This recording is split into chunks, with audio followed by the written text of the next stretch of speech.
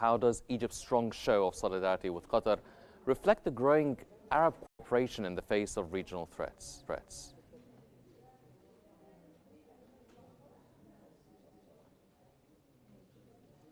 So how does the strong show of Egyptian solidarity with Qatar reflect the growing Arab cooperation in facing these regional threats?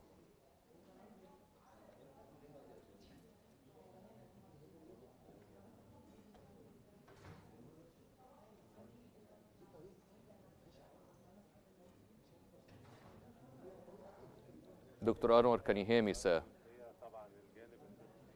Egyptian side has a vision, prolonged vision, objective to support fragile stability in the region. Egypt early warned from the practices of Israeli government, practices in West Bank and Jerusalem before the 7th of October. These provocations brought destruction to the Israel side and pushed the region to risky instability. Currently, Egypt intensifies its effort to reach ceasefire in Gaza, and it contributed in ceasefire with Iran as Mr. President contacted his Iranian counterpart and Amman as well, President, which contributed in backing of this Israeli aggression to soften the sharpness of the attacks. Actually, to now it's the time to reach a good format to end the aggression on Gaza. Mm-hmm. Well, sir, are there any implications of President Trump confirming that Iran gave advance warning before its strike on Qatar?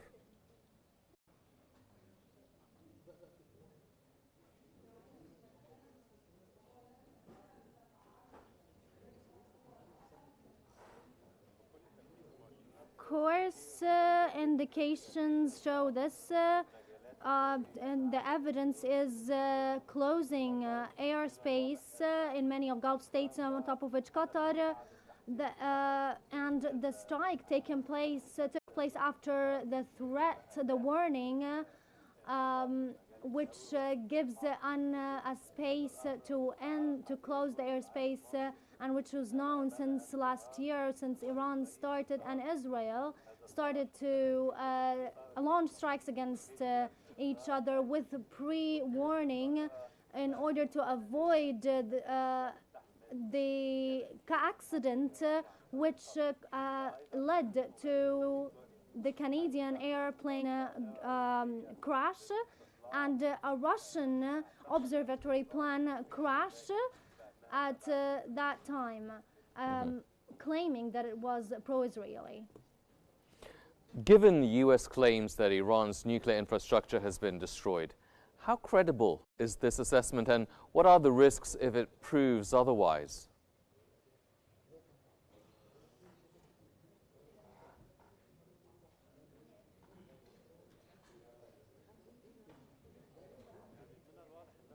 It's obvious that there is no evidence of Iran's aims to have to claim nuclear weapons, and there is no evidence by the U.S. There is no evidence as well to hinder the nuclear program, except for the assassination of scientists in power or nuclear program, and which was clear to be used by Iran is the ballistic missiles that was struck in the mid of Israel, that after the use of it in 2006, complaining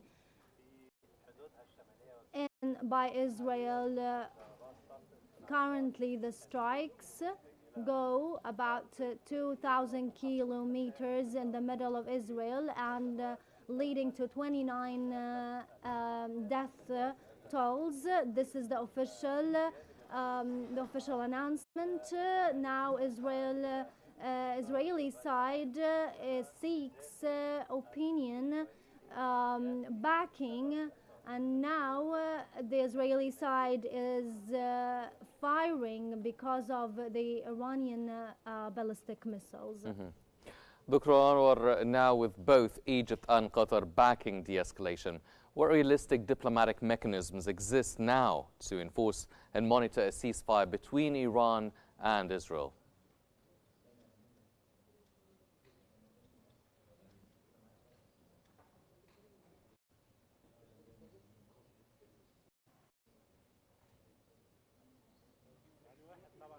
Of course, the priority is to stop or to stabilize the ceasefire between Iran and Israel, and not to push it for escalation that may lead Hezbollah in Lebanon and may trigger Hezbollah in Lebanon and Yemen.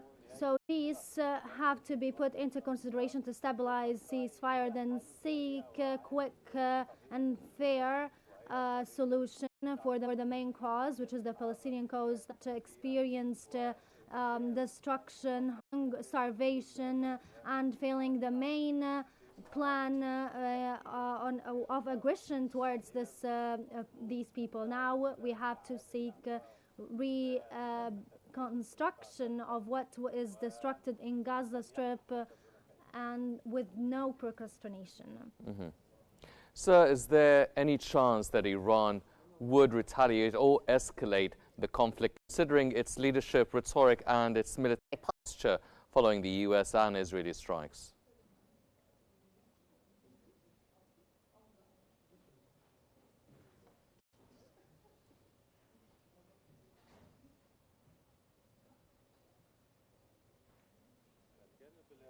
The Iranian side is used to prolonged wars, and I think they are defending their sovereignty against aggressive Israeli initiative. The first strike was on the 13th of June by Israel, and they thought it would pass, and even after the U.S. intervention from attacks. They thought it would pass, but they paid an expensive price in retaliation to this Netanyahu experiment. I think Trump seeks de-escalating. There may be a strike against the truce, but at the end we seek to stabilize ceasefire and continue the talks.